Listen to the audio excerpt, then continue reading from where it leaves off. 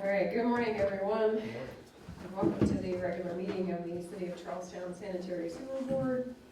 It's June 6th, 2024. It's 10:01 a.m. We'll begin with our customary pledge of allegiance. If everyone who can rise, will please do so. Pledge Allegiance to the flag of the United States of America and to the republic for which it stands, one nation, under God, indivisible, with liberty and justice for all. Thank you. Let the record show that all board members are present, as well as Clerk Treasurer Bonnie Coomer and our Attorney Bo Zeller.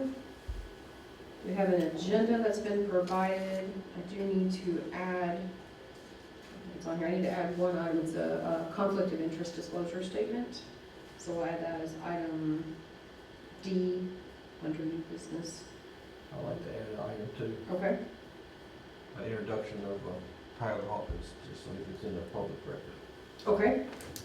We can do that at the beginning. Before That's public fine. Yeah. comment or Yeah. public comment. We'll get that in there. So we have amendments requested.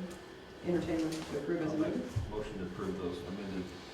Nathan makes the motion. Second. Ryan seconds. Any other questions or edits? All in favor say aye. Aye. Aye. Amended agenda. We have our standing business, which includes our minutes from our meeting on May 16th, our current claims, and our payroll allowance docket from May 12th to June 1st. Entertain a motion. Approved motion to approve as sent out. We have a motion to approve as presented. Second. Seconded by Ryan. All in favor say aye. Aye. Aye. Any opposed? It's unanimous. Public comment period, if you want to introduce now, that's 100% fine. Tyler Hawkins is a high school student senior at Small High School. He wants to be an engineer, and he's shadowing me Wonderful. for the week, and so wherever he goes, I go. That's wonderful. Well, welcome, Tyler. I'm Mayor Hodges. This is Ryan Hoskins, Bo Zeller, our attorney, and Donna Coomer, our clerk treasurer. Tim Crawford behind you there is our wastewater director. We've got an assortment of folks in the audience here, so it's good to meet you. Hope you learn a lot, and hope that when you finish your engineering degree, you settle in Indiana, and we have homes being built in Charlestown, so give us a look. All right. Just want to make sure he's in the record, so Yes. I'm going to send him a copy next week when we approve it. Wonderful. He made the record. Well, there you go. It's good to meet you. If I'd known that, I would have let you lead the pledge, and we would have made it even more formal. Welcome. Thank you. Good deal. No old business, we can move straight into new business. Do you want me to, are you good, Tim? You want to wait on this presentation to come up? 2 minutes. All right, we can actually kind of jump down to some that other items and come back to Tim's report, just because they're trying to get this up where it can be on the screen for our live feed. So if we want to jump down to item B, which is the Baker Tilly engagement letter at this time. It's always healthy to make sure that our rates are where they need to be. It's been a while since we've done a rate study. Of course, we did that with our SRF process to build our wastewater plant. So this letter just engages Baker Tilly to update our rate study to see where we are. They have included their rates for their hourly rates at the back of this for review. Where's that page? So partners and principals, directors, which we try not to use a lot of those, for 400 to 600. Managers, senior managers, 275 to 400. Consultants, analysts, and senior consultants, 175 to 275, and then support paraprofessionals and interns, 110 to 175. The long-standing relationship with Baker Tilly, they've done a fantastic job for us, so I would recommend that we authorize them to engage on do a rate study for us to make sure we are on where we need to be. This is not to exceed 15, Where is that? right above your rates. Yep. Yes, it is a standard billing rates based on actual time expenses incurred will not exceed $15,000. Yep, it's a not to exceed amount of $15,000. Is that about what it cost before? Yeah, Is that about the same. Yeah. Yeah.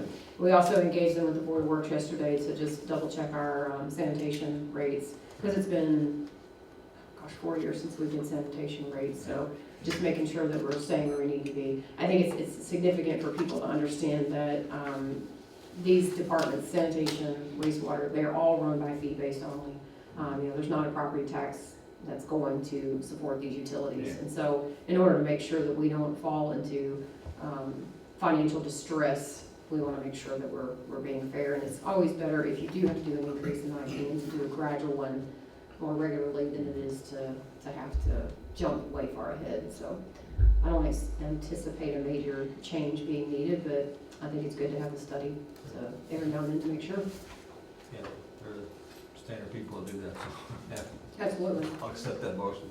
All right, so we have a motion from Nathan for the engagement. Do we have a second? Second. Second by Ryan. Any other questions? All in favor say aye. Aye. Aye, that's unanimous. So we'll get that executed and get that kicked off. We can go ahead and do our SRF disbursements.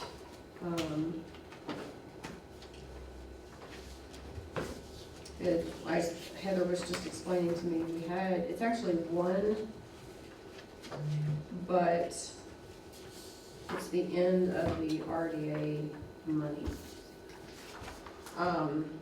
So it's request number 15L and it's request number 7. 15L, which is the last of the RDA money, correct, Heather? The River Ridge money, yes. Yes, the River Ridge money, I'm sorry, not the RDA. So this is the last of the River Ridge money, which is $66,764. And then the next one goes on to which fund? The bond proceeds. The bond proceeds. So then the bond proceeds would be $1,334,096. So we just need a motion to approve those. I'll make the motion. Have a motion by Ryan. Do you have a second? I'm just trying to find the other one. It's on the back. Sorry, I tried to conserve paper. Oh, you're right. You just- Yeah, Heather prints front and back, saves paper. You gotta work with me, I'm a little slow sometimes. All right. I'm assuming, Tim, that all these have been through engineering review as is our custom and everything's, Yes. I'll Yep. second that motion. okay, we got a second from Nathan. Okay, any other questions? I would just say, to provide River Ridge notice that their funds have been extinguished and maybe an accounting of what they've been spent on, since they were bond proceeds from River Ridge, just for their federal tax. Okay, Heather, can we take care of that? If you wanna, if you wanna send it to them, you can, but if you don't, I can send it to them if you just I tell me. don't know who the contact would be. That's fine, if you just wanna document it, maybe a summary of every single, disbursement, and then you can send it to me and I'll forward it over to them, so that I'll put it over to Greg Pfeiffer, so that he's got it. Yep. All right. Did we do that one? No. All in favor? Aye. Any opposed? That's unanimous, thank you. I have Thursday brain.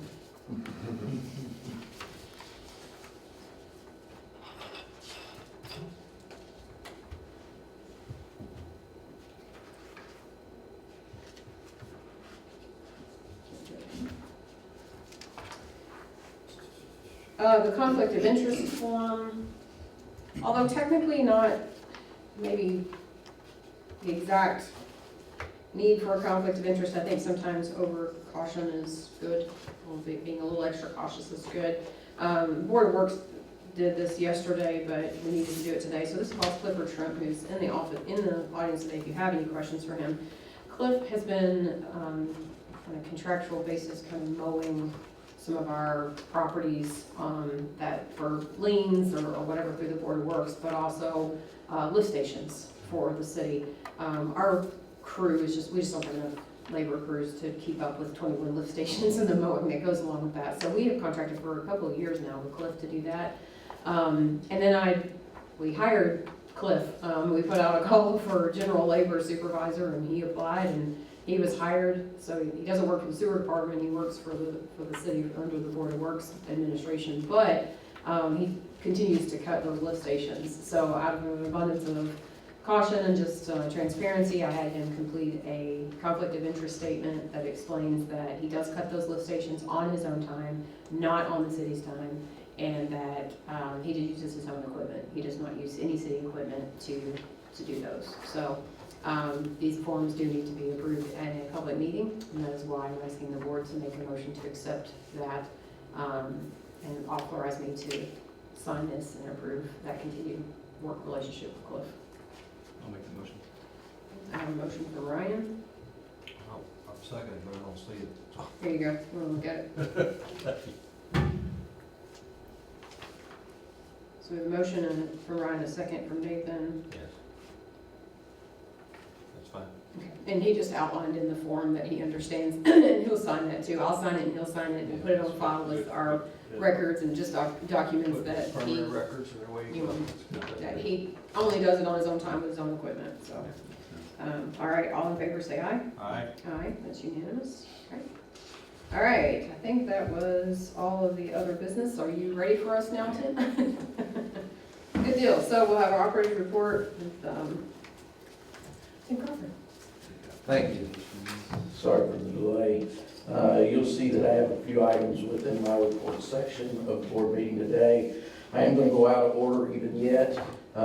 First thing I would update the board on, I think at the last meeting, we were still recovering from some upsets within the plant. The plant has recovered beautifully. We're putting out what I consider pristine water, so that's good. We did get a trial with the storms a couple weeks ago.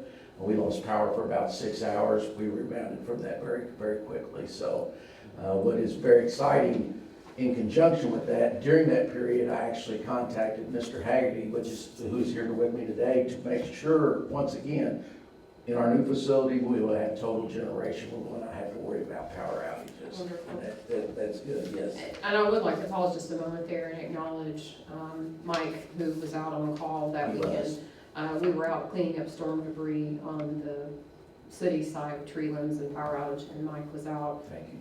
from, I think it's like 1 p.m. Yes. till the power came back on to the Right. plant, and he was doing tests every hour and everything, so he really put in some time there, but it was Thank you. cheerful and I no will complaints relay about that him to being, he was happy to be there. The good staff, they're good staff, thank you.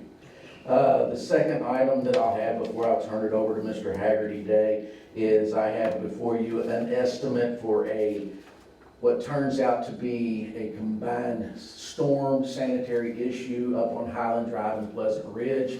It was brought to our attention that we have a manhole that's on a hillside in essence, and it's leaning like the Leaning Tower of Pisa. It is leaking at this time into what would be a drainage spillway, which created the washout in the first place. This estimate covers the repair of that line. We're actually going to remove the manhole because there's another one 5 feet away from it, literally.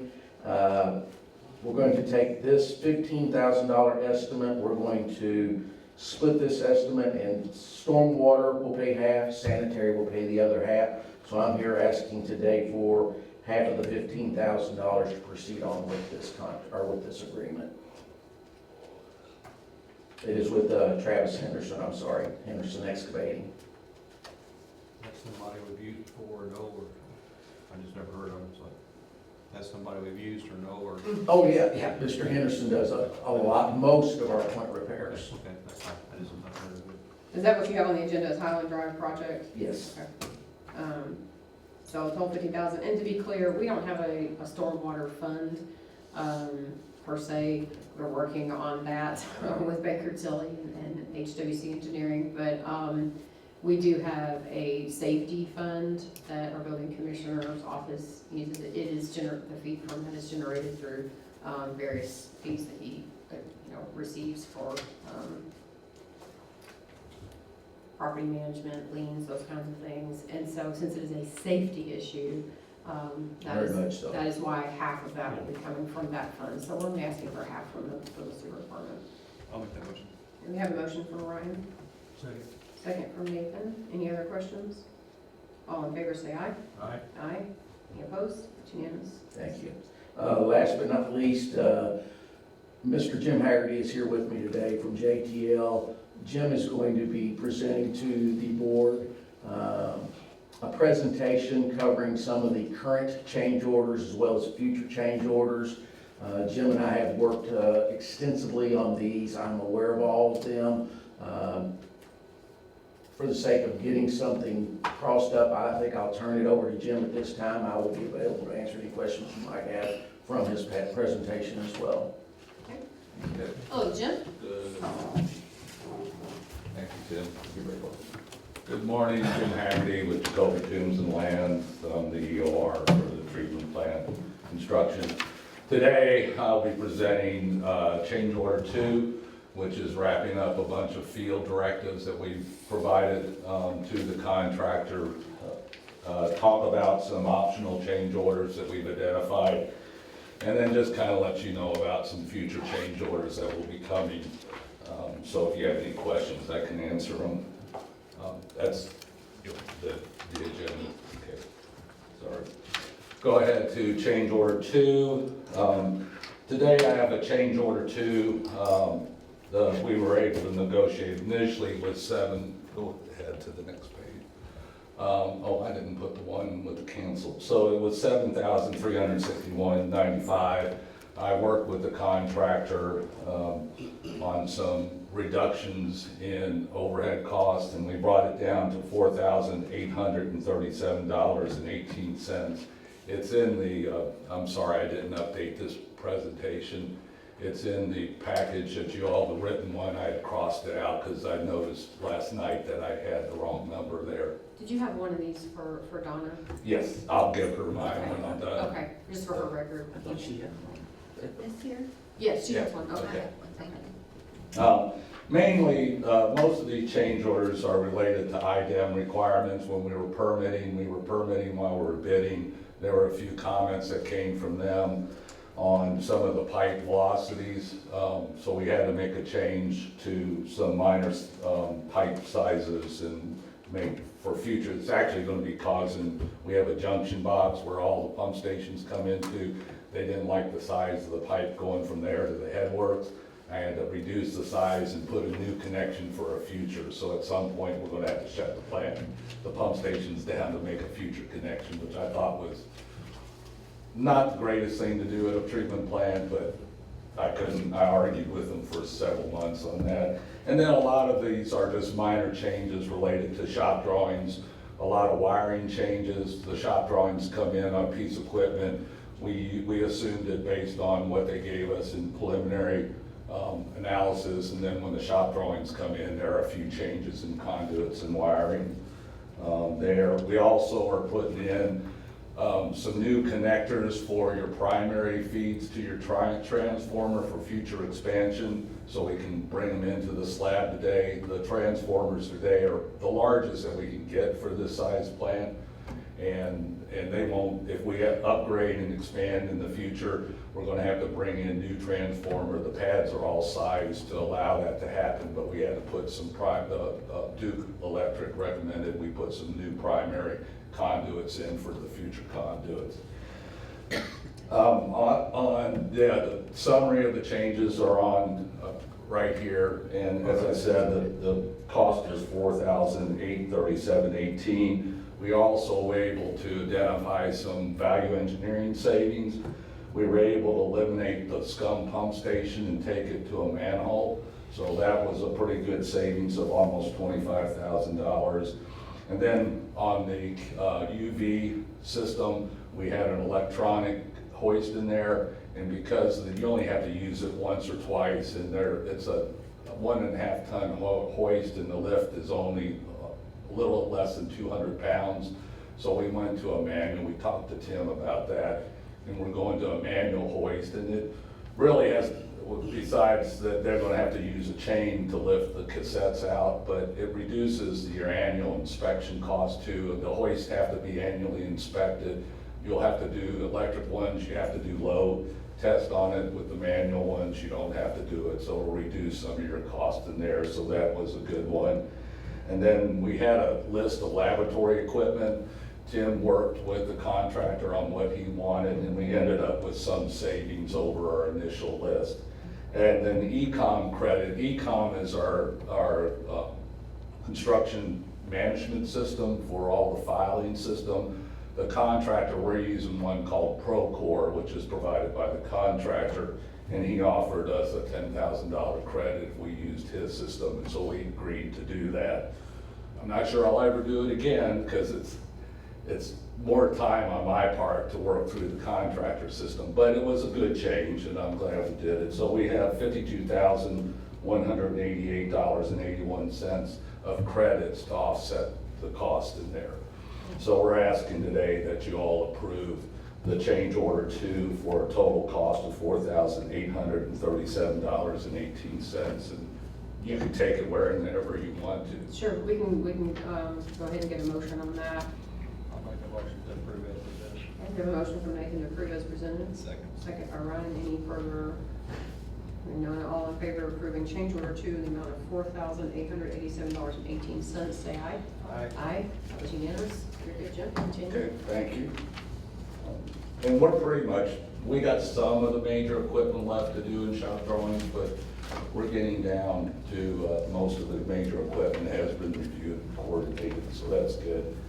The next part of the presentation is several optional change orders.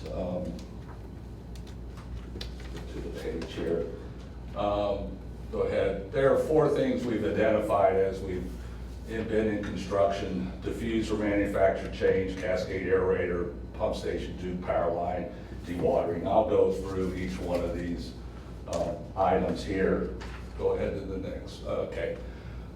When we bid the job, I have for the last few years used 2 diffuser manufacturers, SSI and EDI, for diffusers on our job. I like to have more than one because it brings competition and all that stuff. My Sellersburg job, SSI won that job. I also have some jobs down in Florida that SSI has won. Their quality over the last few years has significantly been reduced. We've had a lot of issues with their header pipes not being aligned. Sellersburg, we had 2 sludge holding tanks where we ended up having to shut them down, clean them twice because of diffuser issues leaking on those things.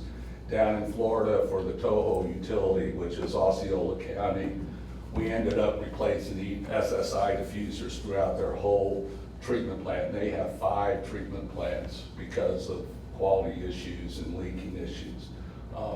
They typically have been a good diffuser manufacturer, but their quality over the last few years, and with, I think a little bit has come, they've gone to India for a lot of their manufacturing because there's not enough capacity in the United States, and we've seen that has hurt their quality and the installation of their diffusers. I'm recommending, I talked to Tim, and Tim talked to some of my clients. Yeah, after speaking with Jim on this issue, I did make the call to Miss Lindsay Austin, which is at the Toho facility in Florida, and talked to her about it. She gave me a horror story, to be honest with you, with the SSI diffusers. And when they built one of their, I don't know if it's one or all of their facilities, SSI was in, being utilized for the first year. They started splitting and failing. They contacted SSI, worked with them to try to get some relief, all the way to the point to, it was all under warranty, you understand, and SSI refused to help or rectify the issues. They ended up going with EDI out of pocket, and based on my conversation with her and Jim's experience with SSI, I highly recommend we go ahead and do the EDI change. So that's one. I will bring, this is an estimated cost at this point, so I'm just kind of informing you all to let you all know, answer questions on that. I'll bring forward a formal change order if you all want to go down, and I don't need a decision today. I'm just presenting them to you all, but that is one of the ones. The cost to shut down your aeration basins is significant if we have to deal with leakage. And I think while this is a big number, almost $118,000, the cost to shut down a big aeration basin at one time would almost be that much money to shut it down and clean it out. So it's something that I've struck SSI from all my future jobs until the time that they show me that they've improved their quality on those things. The next one is the cascade re-aeration basin modifications. Go ahead to another. As part of the bid of the job, we put in a single cascade train. That's the one that you're showing here that will be constructed as part of it. I really kept to one bay. It meets the requirements for your 4 MGD capacity that we permitted. If you ever expand the plan, you're going to have to install a second one, And I did it because I'm trying to keep the job below $40 million. There was a lot of concern with the cost of other facilities here that we would be high. So I was putting in what we needed to do to meet a 4 MGD. Now that we are at this point, go to the next drawing, please. What I'm suggesting is that we go to a dual cascade aeration system. And when I say, this is basically concrete steps going down a slope where the air drops down, we gotta meet a 6 DO on our effluent. So it goes down, drops down these steps, re-aerates before it discharges to the receiving stream. What I'm proposing is to go with a two bay system, which will allow you, one, it gives you the capability, it gives you redundancy, the ability to take one out of service and maintain it. It also will be more than adequate if you go up to 8 MGD. So this is one that is really not, from a standpoint of today's design, you can get away with what you have. But as far as looking out in the future and with some of the utilities that have had, or some of the RFPs that have come from River Ridge, this may be a good change to make at your treatment plan. It comes with a cost, estimated cost of about $250,000 to build the bay, and it has some gates in there so you can shut down one side or the other side and do maintenance and cleaning. But that's something that if you all think it would benefit you all, it's something we could do with the contractor. What is the, if we go with what's already been designed, how complicated is it to move to the dual cascade system after the fact? You would end up building, the two things, you would have to end up shutting down that end of the plant for a while. It wouldn't be a long shutdown, but you'd have to shut it down, and you wouldn't be able to build a dual one. It'd be a separate single one with additional piping. It would be, I would think, I was looking at the cost, I'm thinking if you build it in the future, it's going to be somewhere about $350,000 with the shutdown and the maintenance of flow and all that to do it. So building today will probably save you some money, but again, I'm looking out in the future, and you never know what, will you need it and when will that need be. If it's 20 years from now, I wouldn't do it. If it's, you have a facility that comes in that takes you to 6 or 8 MGD, having that installed today will be a benefit. So it's, again, as I go through these things, I like bringing up items to you all that I see that might be of benefit based on the knowledge I gained during the construction period. So that's enough. I mean, again, I'm not asking for any approvals on these. I'm just bringing these to your attention. The next one is an influence screen booster pump addition.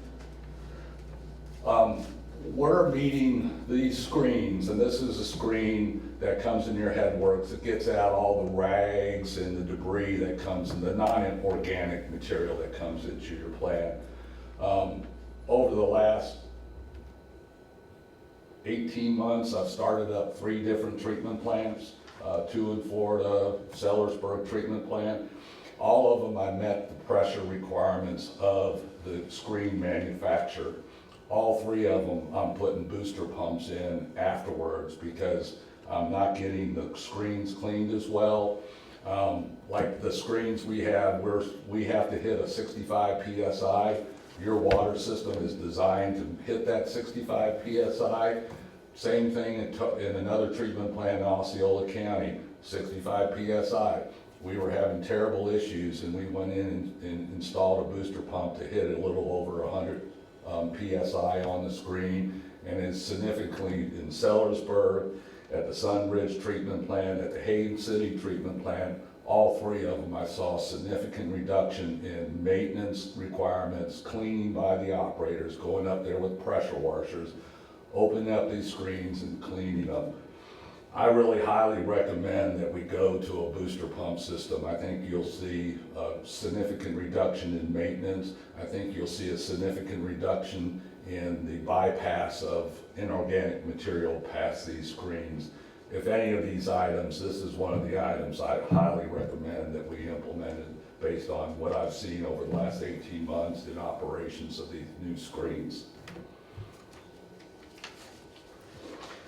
The next Jim, I'm one, not gonna lie to you, you got me all excited when you were like, oh, it's gonna be 57,000, but I got you all this value engineering and now it's only 4,000. And now you're hitting us with this like Oh, yeah. 200,000. I'm like, wait a minute, can we go back to the value engineering side of Well, this? I don't think, real fast here. yeah, I know, I What's going know. on here? Okay, I keep know, going. I know, but I would feel remiss if I No, didn't you're bring good. these to your attention.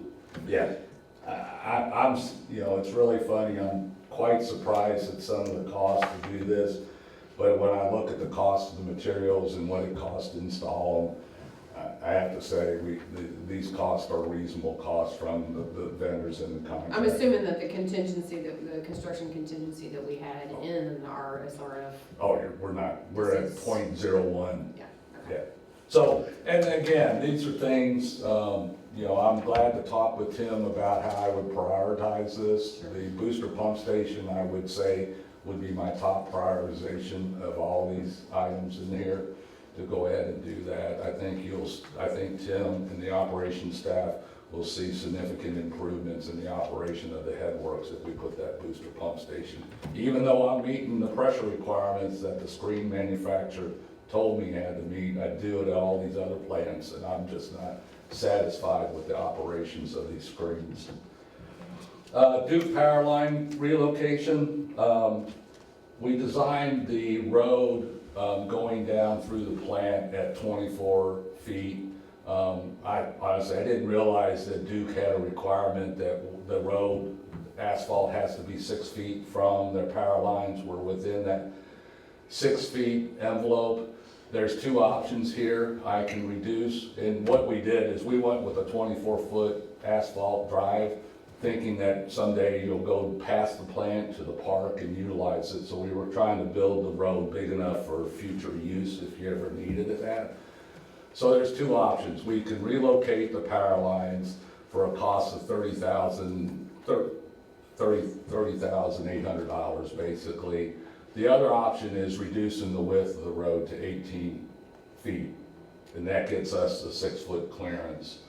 So this is kind of a, do you all want the road at 24 feet for dual travel? We don't need it for the treatment plant, honestly. The other thing, they'll raise the lines on the poles are pretty low, so they're also going to raise the lines up higher, which I think is a good thing too. So this is, again, is an optional. I have two options here. I can reduce width of the asphalt or move the power poles and this is a straight cost from Duke. So on that one, I want to come out on site and take a look at Yeah. this, if you don't mind. Can we widen it the other way? Now, you got a ditch. I looked at that. Pipe the ditch? There's a Well, huge ditch. So, just so the board knows, and I've told Tim this is why I want to come out and look at it. The city is submitting for Lilly Endowment grant funds and Ready grant funds to do improvements on Charlestown Landing Road that would also move the entrance of the state park down at the end of that road that connects through the donated land for the city. And so, part of that involves utility line relocation. And obviously I would not want to make that road more narrow right now because it's Yeah. going to have to accommodate two-way traffic. They were talking about a major event center potentially being built down there. So campers and all of that. So there are some pretty big goals for Charlestown Landing Road over the next 2 years. And I think reducing the width of the road is not a good answer. But I want to come look at what's involved with this. And maybe you, me, and Tim can Yeah. take a visit out there and Yeah. you can show me exactly what Yeah. area would be impacted, so that I can report back to, we submitted our Lilly, day before yesterday because it was already due, but we will be submitting already for June 12th. Okay. So, Yeah. that's great. something that we might be able to solve together and work on Yeah, together. maybe Yeah. pipe the ditch or something even. Yeah, Yeah, the ditch, that's a pretty big ditch. yeah, it is a drainage pretty ditch. massive, it's the ditch between the road and the Quonset hut, correct? Right, Yeah, yes. so that's a pretty massive, but part of this involves Yeah.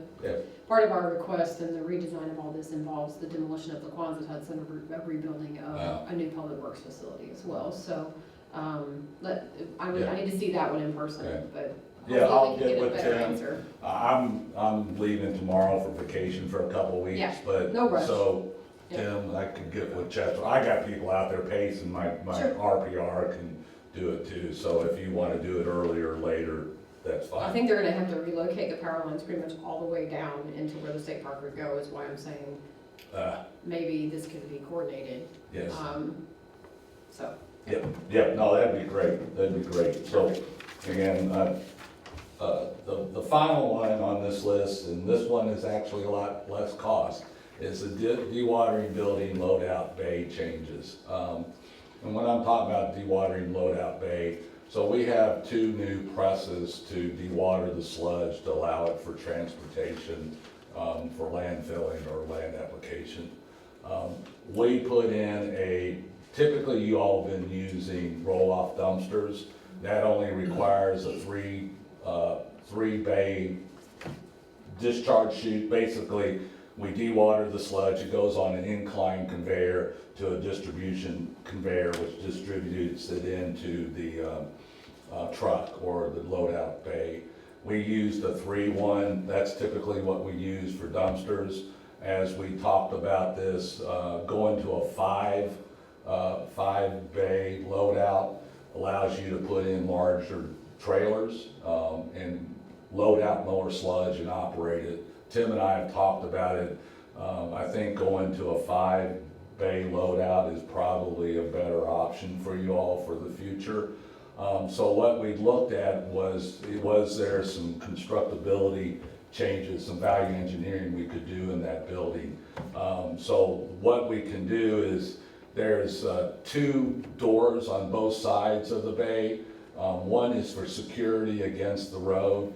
We can eliminate the other one and leave it open. We have heaters, and you really don't need heaters in the building. That was something we did, do that. And we have to move the ventilation fans from the walls to the roof to put a 5 bay discharge in it. And we have to heat trace the conveyors. But it provides you a lot more flexibility in the future. And our approximate cost to do this change with the value engineering is about $20,000. And I think this was another one that would be high on my priority list to make this change. Gives you a lot more flexibility in the future. So those are the optional ones that we can discuss, and however y'all, Tim, however you want to go forward with that, we'll be glad. But the 2 I would highly recommend is the dewatering changes and the booster pump for your screens. I'll make a motion to table these future items till we can decide what to do. absolutely. Do we have a second on that? I'll second. All right, so we have a motion to table all of the proposed change orders. We have a second by Ryan. All in favor, say aye. Aye. So those we'll consider another time. Yeah. 2 other ones that will come at some point in the future. I wanted to talk about the wet weather pump station redesign. During permitting, we had a lot of discussions with IDEM on your wet weather basin. We're going to take your existing aeration basin, convert it into a wet weather storage. You all get a lot of I&I during rain events, and this gives you the ability to screen the raw sewage as it comes in, and then store it, and then bring it back into the treatment plant when the flows are reduced. IDEM wants us the ability to bring it back in 48 hours. If we don't do it in 48 hours, they want us to put aeration in your wet weather storage basin, which is a huge cost and an operational issue. So we in the bid documents, we had submersible pumps in there that did not meet all their requirements for the 48 hours. So we are working on, and we can't make those submersible pumps work. So we're looking at a different type of pump system called the Gorman-Rupp system. We're working through, it's a very difficult hydraulic issue to do this, because we have, I don't get technical, but we don't have any friction losses. The basin height is higher than our headworks height, and there's very little friction. So it's hard to design pumps when you don't have any losses in the pipe. So we've been working real hard. We haven't come up with a final solution yet. But it's something that we'll be presenting to it. It's gonna be an offset. We're gonna get rid of the submersible pumps and all the power to that versus a Gorman Rupp, which is there'll be a little bit of cost to it. I'm not even sure at this point what that cost will be, but that's one that will be coming in front of you all at some point, probably in the next 2 months. And then site grading modifications. As we go through adjusting a few items here, we're gonna have some minor site grading changes. We're looking at some additional drain spouts on the administration operations building, a few things. This is not gonna be a bunch of costs, but there will be, at some point, we'll reconcile all the site grading, fix it to as-built conditions, and that'll come to you, whether it's a savings or a cost, I'm not sure right now, but it's something that'll come to you at some point down in the future. I think that's my list of items. I would say right now we're about at an 80 to 90% of the concrete is poured. We probably have 70% of all the shop drawings for all the major equipment. So far we're doing pretty good for a typical project. I mean, I'm sure there'll be a few other items coming in front of us for some field changes that we have to make adjustments to shop drawings, but I think we're a long way through all the major issues on the plant, which makes me kind of happy. Good. Thank you, Jim. Thank you.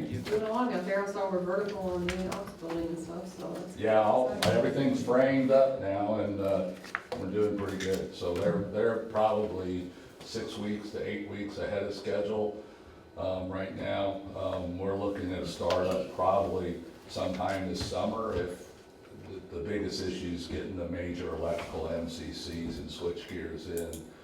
They've been promised to us, but those promises sometimes the manufacturers don't keep them. Thank you. Thank you.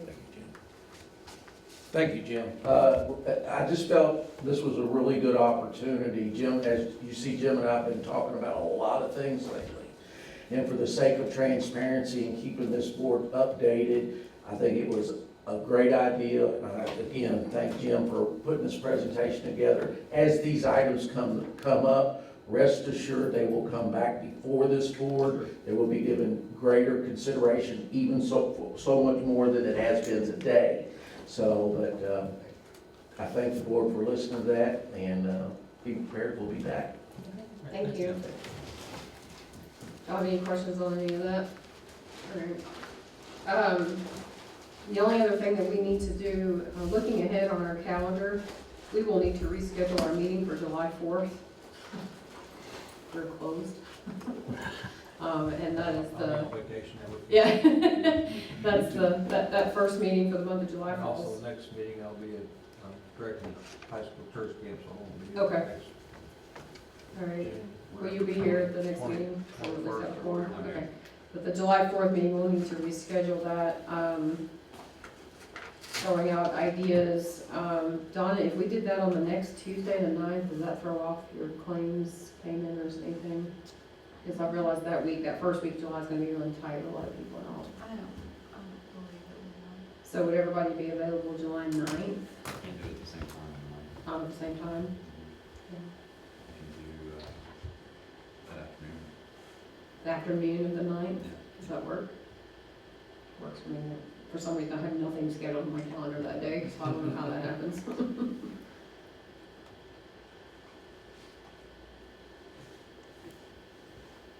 a structural schedule for that, on that night. At 10. Could you do afternoon? Yeah, afternoon is good. I don't know what's the latest in the afternoon that you could do. I'm open all You're day, open? pretty much. I have to check my calendar, but, we'll see any problem with it.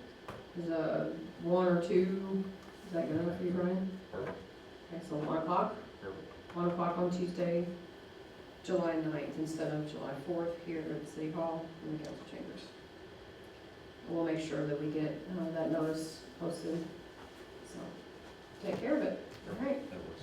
Do Thank you. you want a motion and a second for that? Sure, we can do that. Just for the record. I'll make a motion. Okay, we have a motion from Ryan.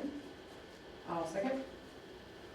Okay. Good, thank you. Yes. All in favor, say aye. Aye. Aye, so we'll, instead of July 4th, so the next meeting is on schedule. We realize that Nathan won't be with us that time. So we will meet as planned on June 20th. There are no objections because Brian will be here, we'll have a quorum, but then instead of July 4th, we'll meet on Tuesday, July 9th at 1 o'clock. All right? Thank you all. Are there any other issues that need to come before the board? Oh, Tim, you were done. You guys, for all this money, You had your I'm sorry, mouth we didn't ask for that much today, but I should have updated the board on the Market Street project. The bids are scheduled or advertised to be due today.